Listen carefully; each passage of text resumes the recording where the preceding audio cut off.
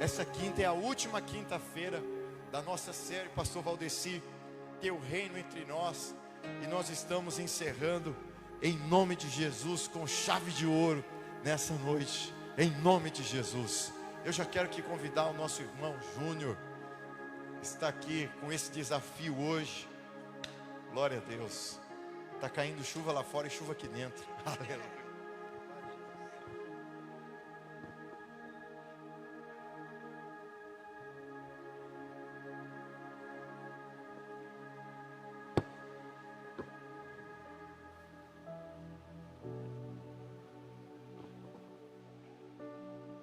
Graças a paz, irmãos. Abra sua Bíblia comigo no livro de Romanos.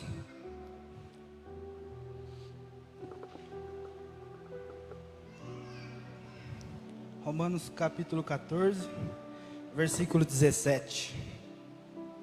Romanos capítulo 14, versículo 17. Quero agradecer a Deus por mais uma oportunidade da gente estar na sua casa para poder adorar e bendizer o seu nome. Agradecer ao pastor Oséias pela confiança. E antes de começar, eu quero fazer uma oração. Curva a sua cabeça onde você está. Feche os teus olhos. Senhor Deus e Pai, muito obrigado por esta oportunidade que o Senhor nos concedeu esta noite. Mais uma vez estarmos aqui na tua casa para te adorar. Mas agora chegou o momento de ouvirmos a tua palavra. Em nome de Jesus, Pai, fala com o teu povo, fala com a tua igreja acerca do teu reino. Não aquilo que nós queremos ouvir, mas aquilo que precisamos ouvir e aquilo que o Senhor quer falar conosco.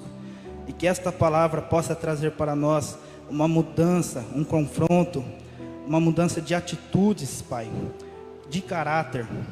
E que a tua palavra possa nos guiar todos os dias das nossas vidas. Amém. Romanos capítulo 14, versículo 17, diz assim: porque o reino de Deus não é comida e nem bebida, mas justiça, paz e alegria no Espírito Santo. Eu vou repetir mais uma vez.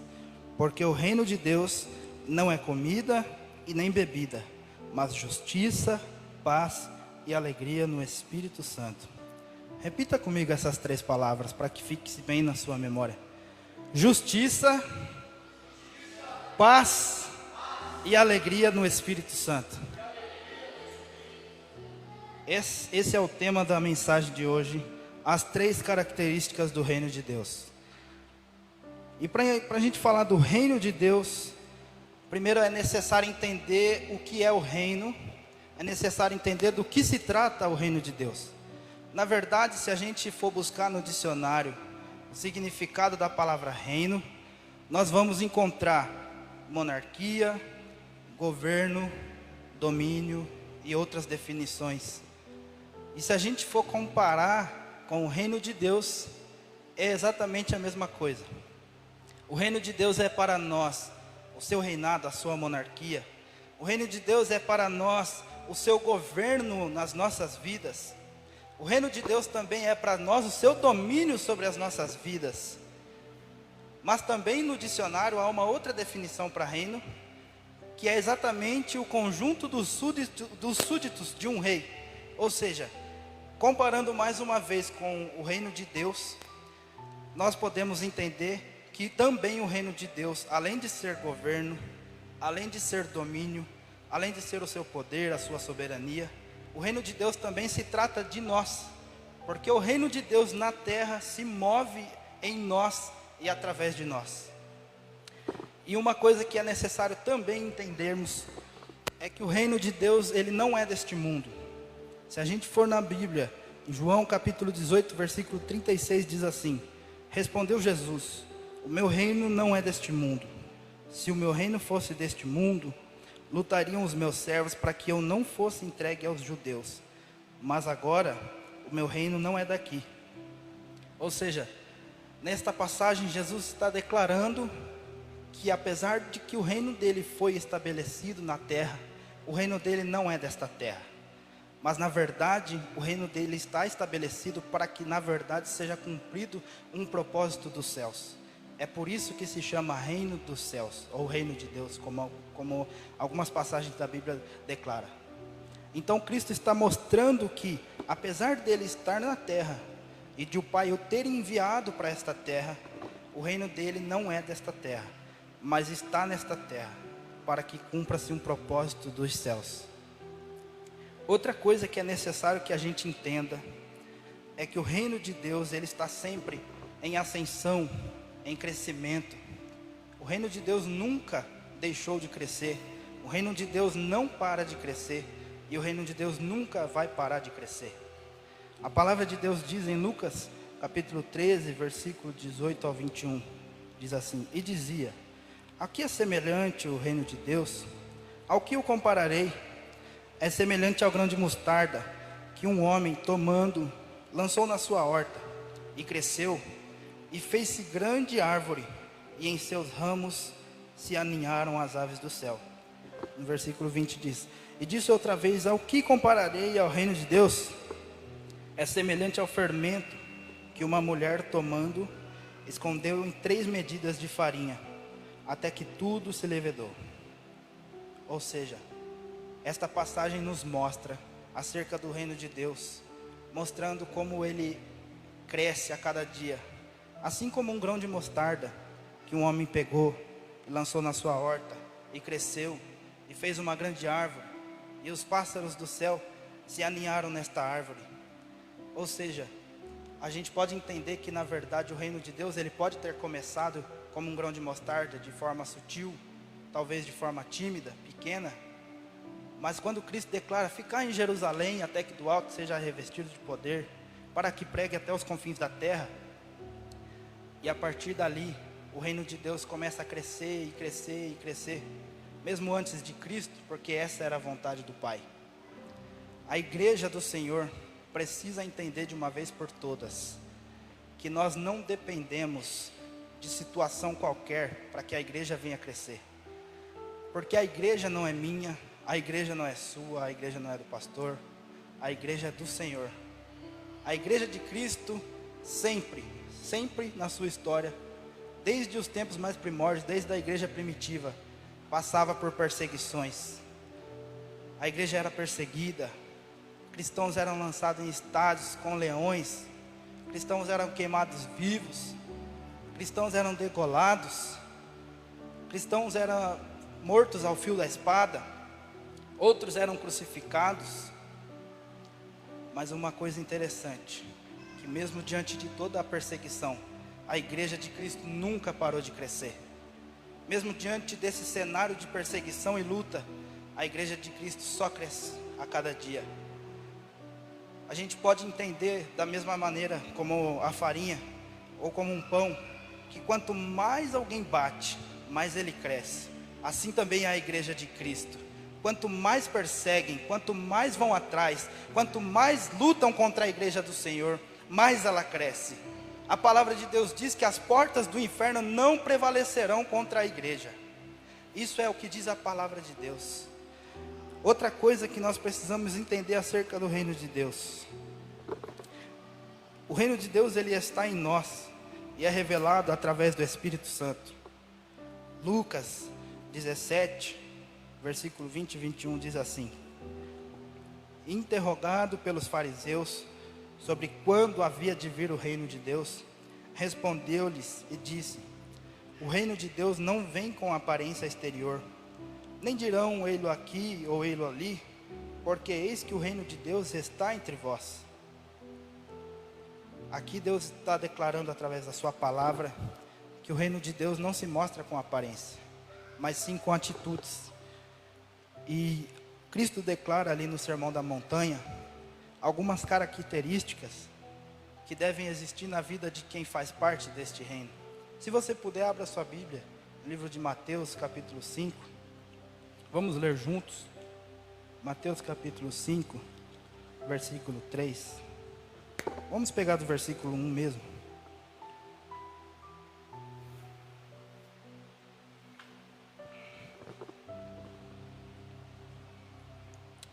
Diz assim: Jesus, vendo a multidão, subiu no monte, e assentando-se, Aproximaram-se dele os seus discípulos.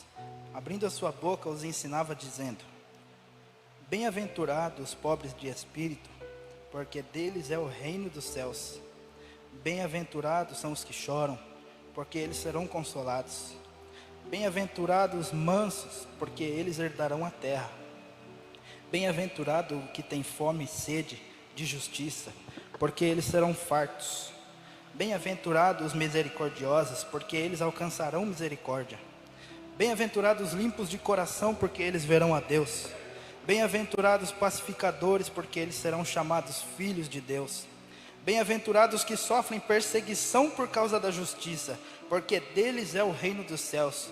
Bem-aventurados sois vós, quando vos injuriarem e perseguirem, e mentindo disserem todo mal contra vós, por minha causa. Exultai e alegrai-vos, porque é grande o vosso galardão nos céus, porque assim perseguiram os profetas que foram antes de vós. Vós sois o sal da terra. Se o sal for insípido, com que se há de salgar? Para nada mais presta, senão para se lançar fora e ser pisado pelos homens. Vós sois a luz do mundo. Não se pode esconder uma cidade edificada sobre um monte, nem se acende a candeia e se coloca debaixo do alqueire, mas no velador, e dá luz a todos os que estão na casa.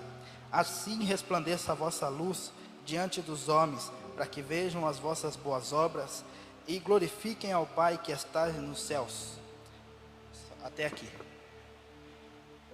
Cristo no Sermão da Montanha nos dá características de alguém que faz parte do reino de Deus.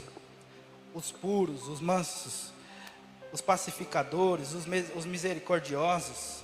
Aqui nós podemos encontrar várias características que Cristo nos traz no Sermão da Montanha. E nós podemos tomar isso como uma prática para nossas vidas, entendendo de uma vez que o reino, ele não se mostra através da nossa aparência exterior, mas sim através de atitudes que é através de nós revelada, que também são os frutos do Espírito em nós. E outra coisa que é necessário entendermos acerca do reino, é que da mesma forma que o reino de Deus, ele já se manifestou há mais de 2000 anos, como diz em Mateus 3:2, que diz: arrependei-vos porque é chegado o reino dos céus. Quando João estava prestes a batizar Cristo, ele declara isso: arrependei-vos porque é chegado o reino dos céus. E naquele momento Cristo é batizado para que se inicie o seu ministério. Nós também precisamos entender que da mesma forma que o reino já se manifestou, ele ainda há de se manifestar entre nós. Mas como assim? Como que algo que já se manifestou ainda há de se manifestar? Como eu disse, o reino de Deus não é desta terra. Ele apenas veio para que cumprisse um propósito. O propósito de que Cristo morresse para salvar o pecador. E Cristo veio e morreu. E incumbiu a igreja de uma missão. Como diz a sua palavra: ide pregar o evangelho a toda criatura. E quando essa missão for cumprida, como já está sendo, Cristo voltará. E aí então nós veremos a manifestação do reino de Deus. Nós poderemos ver a sua glória e o seu poder. E a palavra de Deus diz que todo joelho se dobrará, toda língua confessará que Jesus Cristo é o Senhor. O seu nome está acima de todos os nomes. E ali ele há de se manifestar, como diz em Lucas capítulo 21:31, que diz: assim também vós, quando virdes acontecer essas coisas, sabei que o reino de Deus está perto. E a gente não precisa olhar muito para o futuro, porque de fato as coisas que têm acontecido no nosso meio, no cenário político, no mundo, o esfriamento do amor, isso são sinais de que Cristo está perto e de que muito próximo do que nós estamos vivendo, num tempo muito próximo, há de se manifestar o reino de Deus com a vinda de Jesus na terra. E como eu disse, também quero falar sobre as 3 características desse reino, como a gente já citou, sobre a justiça, sobre a paz e sobre a alegria. O reino de Deus, ele é justiça, porque aquele que faz parte deste reino é justo, mas também é justificado. Como assim, Júnior? Você é justo, porque um dia você foi justificado. Mas a igreja precisa entender sobre a justiça. E muitas vezes nós fazemos comparações entre a justiça do homem e a justiça de Deus. Não que haja diferença, e eu não estou dizendo para você que você não tem que cumprir a lei do homem, porque nós como cristãos temos que ser éticos, temos que cumprir as nossas leis, as leis que foram estabelecidas pelos homens. Mas muitas vezes a justiça como os homens entendem é o olho por olho, dente por dente. Se alguém te feriu, você deve ferir igual. Mas na verdade, na justiça de Deus é diferente. Na justiça de Deus, se alguém bater na sua face, você tem que oferecer o outro lado. Na justiça de Deus, se alguém te feriu, você tem que amar essa pessoa, ao invés de também querer feri-la. Na justiça de Deus, você tem que amar o seu inimigo e perdoar. Esses dias na escola bíblica de crescimento, nós estávamos aprendendo sobre o perdão. E aí foi contada uma história que bem interessante. De repente eu não vou conseguir contar da mesma maneira, mas eu achei bem interessante. Um rapaz que ele era considerado psicopata, um assassino. Ele, todas as vezes que ele assassinava alguém, era levado para júri. E aí, de frente com a família daqueles que ele assassinou, ele olhava sem esboçar nenhum tipo de sentimento, não chorava, não se preocupava, muito pelo contrário, era sarcástico, tirava sarro. E ele nunca conseguiu esboçar sentimento, mesmo tendo assassinado muitas pessoas. Mas um dia, ele se deparou com um homem, que era pai de uma pessoa que esse rapaz tinha matado, assassinado. E esse homem olhou bem no olho daquele rapaz e disse: eu sou cristão e você matou meu filho, mas eu te perdoo. E naquele momento, aquele rapaz chorou. Ele que nunca havia expressado nenhum tipo de sentimento, ele chorou. Porque o perdão tem a possibilidade, aliás, tem o poder de curar e de transformar. Mas por que você está falando isso? Porque nós temos que fazer isso. Porque nós temos que perdoar. Porque nós temos que oferecer a outra face. Muito simples. Assim como eu disse que quem é do reino é justo, mas também justificado, você deve ser justo, porque um dia, você na posição de pecador, mesmo assim Cristo se entregou, derramou o seu sangue e te perdoou.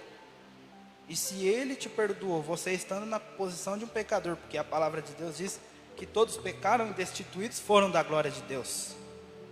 E mesmo assim, mesmo na posição de um pecador, Cristo se entregou. Mesmo passando por angústia tão grande, naquele momento em que Cristo ora e diz: Pai, se possível afasta de mim esse cálice. Mas Ele diz: todavia seja feita a tua vontade. E Ele foi até o fim, por mim e por você. Assim também você deve ser o imitador de Cristo. Que estando diante de alguém que te feriu, você deve perdoar, porque um dia você, estando na posição de quem feriu a Cristo, foi perdoado. Porque nós sim fazemos parte daquele povo que dizia: crucifica-o. Mas mesmo assim, Ele disse: Pai, perdoa porque eles não sabem o que fazem. Mesmo assim, Cristo não desistiu de mim e de você, porque nós estávamos afundados no lamaçal de pecado. Outra hora, Cristo decidiu se entregar. A palavra de Deus diz que Ele se entregou e que o próprio Pai, o Deus Pai, teve prazer em moer o seu próprio Filho por amor a mim e por amor a você. A palavra de Deus também diz que pelas suas pisaduras fomos sarados. O castigo que nos traz a paz estava sobre Ele. E a gente também pode falar agora da paz, que nada mais é do que fruto da regeneração e conciliação através do próprio Cristo, que nos reconciliou a Ele. Porque nós estávamos afastados, nós estávamos presos e acorrentados e escravos do pecado. Mas Cristo se entregou e nos trouxe a paz. E Ele é aquele que nos dá a paz que excede todo entendimento. E por que eu falo que Cristo reconciliou a nós? Alguns teólogos, alguns estudiosos da palavra dizem que naquele momento em que Cristo morre, que o véu do templo se rasga de alto a baixo, há uma representatividade nisso. Por que Ele não se rasgou de baixo para cima? Por que foi de cima para baixo?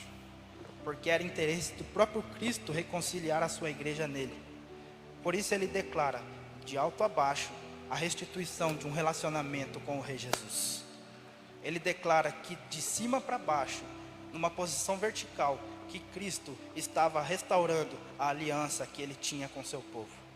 Quando ele morre na cruz do Calvário, que o véu do templo se rasga, ele está reatando uma aliança com seu povo. E ali, a partir daquele momento, você tem total liberdade para ter acesso direto àquele que é o rei deste reino da qual estamos falando. E por último, nós falamos da alegria. A alegria que é fruto da atuação do Espírito Santo, que governa também este reino por ser Deus.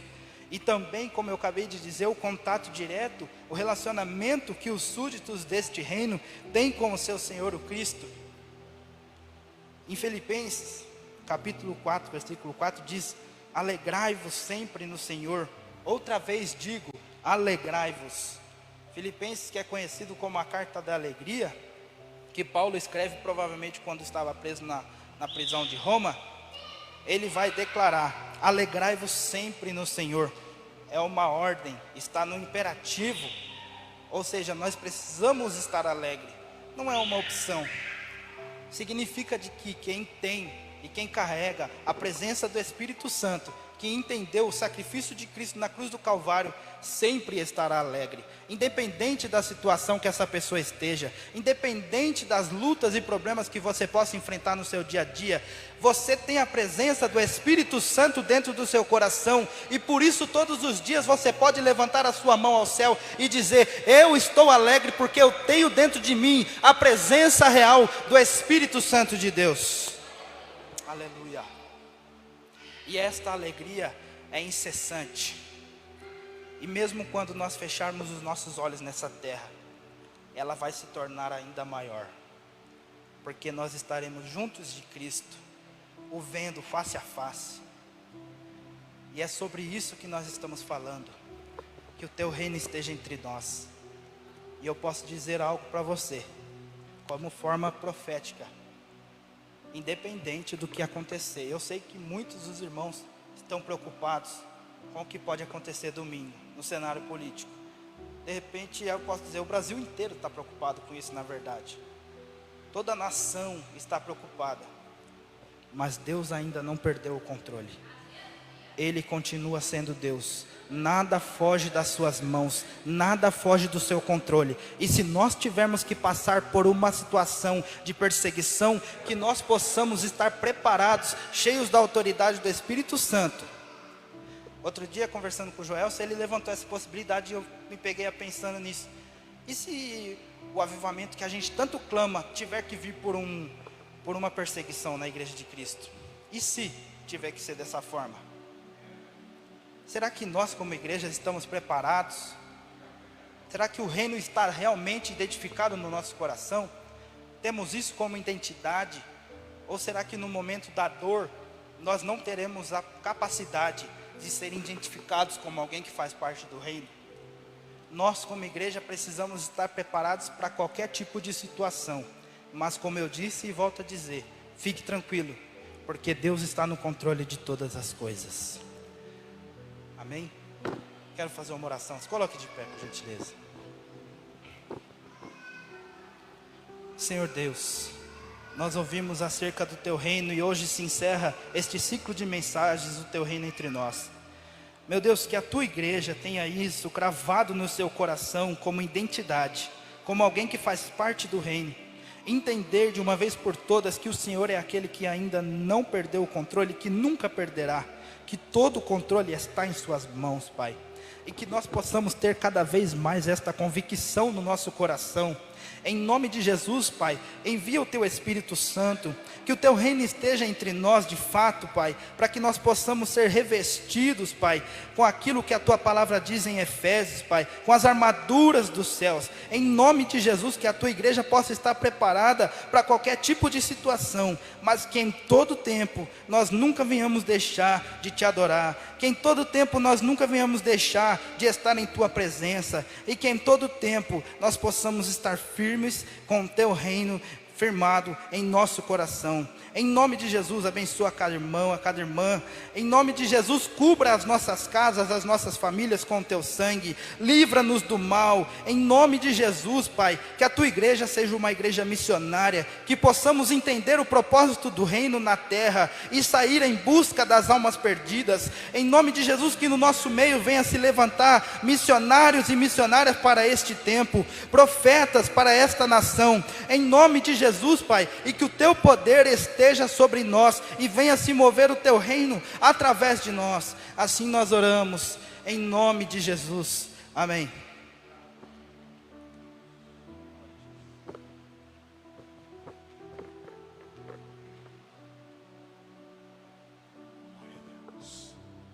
Amém, queridos?